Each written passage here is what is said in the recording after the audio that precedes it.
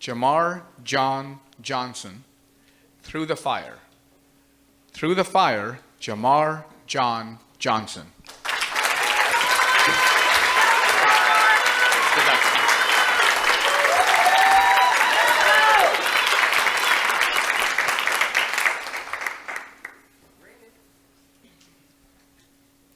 Has there been a time in your life when your spirit was burning inside with anger or sadness or sorrow? Life sometimes can feel as if you're walking on fire. When you're faced with these fires, you have a choice to make. You can succumb to the flames, or you can run from the fires. When I was faced with challenges in my life, at first that's what I did. But the fires that we go through can make us strong enough to impact the course of our lives and the lives of others. Now, people will tell you that the way to put out a fire is to stop, drop, and roll.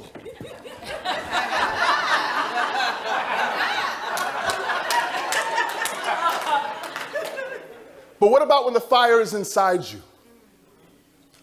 Mr. Toastmaster, fellow firewalkers, I faced my first fire at 3 years old. My mother, younger brother, and I were abandoned by my father, who came back from the Vietnam War addicted to heroin. At 5 years old, my mother, alone and scared, went looking for love in all of the wrong places and found herself too addicted to crack cocaine. It was during this time that my 3-year-old brother and I were home alone, and he grew hungry. So I decided I would bake biscuits in the oven like I had watched my mother do so many times before. The only difference was, at 5 years old, I didn't realize that before I reached my hand into the hot oven, that my hand should be covered. I burnt my hand so bad. And all my little brother could ask was, JaMarr, did the biscuits turn out okay? The biscuits came out fine. They were brown just like the picture on the box in the bottom of my hand. It wasn't soon after that a social worker came. Mrs. Doris, JaMarr, can you tell me about the well-being of your mother? Is she okay? Mrs. Doris, my mother needs help. Can you help her, please? Knowing that in that moment they would probably take us away. But I knew that my purpose was to make sure that my mother got the help she so desperately needed. So we were whisked away, fortunately, to my grandmother's house. And she was a great cook, kept a clean house, was a staunch disciplinarian. But unfortunately, she had a friend by the name of Mr. Bud Weiser. And she was a functional alcoholic. The beatings I endured for 5 years made me feel like disappearing into the fire. At 9 years old, my mother called to give me some news that devastated me. JaMarr, yes, Ma? When are you coming to see us? Son, I'm not sure, son, but I have to tell you something. Your father, your daddy's dead. He was shot. All I care about is when I get to see you, Ma. Soon, son. I promise I'm coming soon. Soon wouldn't be for another 2 years. And that taught me a lot about patience through the fire. At 11 years old, my mother and her now 4 children and her new husband and I all moved into an apartment on the Upper East Side. Things seemed like they were moving on up to the East Side, but it was Harlem, so it wasn't that nice. And it became the longest year of my life as my mother and stepfather relapsed again. But my mother taught me something about perseverance. As we sat together at the dining room table on Thanksgiving in 1991 with just a small chicken and a few sides and all my siblings scattered throughout the city with just her and I, She said, son, I can't do this anymore, son. I don't want to use. I got surrender to God. I need help, son. I surrender. My mother checked herself into a drug treatment program.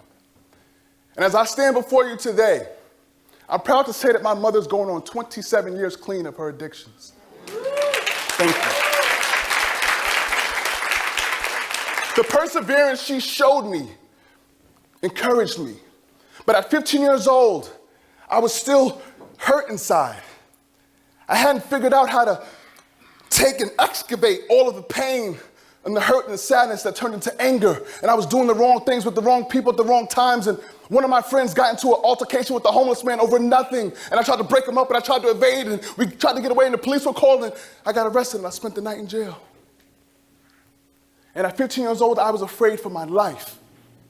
But not of the inmates. They were actually quite friendly. One of the inmates actually showed me how to keep my pants up without a belt because they take your belt and your shoelace when you're in jail so you don't kill yourself. What I was afraid of was my mother, who I knew in the morning would be the judge, jury, and the executioner for the trouble I had gotten into. I was so afraid I asked one of the police officers, excuse me, officer, is there any way you can keep me in here a little bit longer for my own protection? He said, no, son, you're free to go. My mother came to pick me up and she was silent. She was so sad. But for the next 30 days, I was on house arrest. And I became the family butler. And I changed my whole perception on reality. Mother, would you like some more tea? I was such a gentleman. And I realized that I couldn't do this alone and that I had to lean on people and mentors through this fire. My mother encouraged me, mentors encouraged me, and I was able to turn my life around. And in the span of a few years, I ended up graduating valedictorian from high school. I ended up joining the Marine Corps, where I earned an academic scholarship. And I was such a good Marine that they actually allowed me to switch to the Navy. I spent 14 years of my life in the United States Navy. You're welcome. And it's okay. I don't tell you that because I want your applause. I tell you that so that you know as a black man, I can swim. But what I realized through the fire is that we will keep finding fires in our lives. We will keep fighting fires in our lives.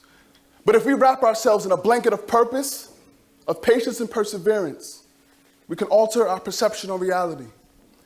We can allow ourselves to walk safely through the fire. Mr. Toastmaster. Contestant number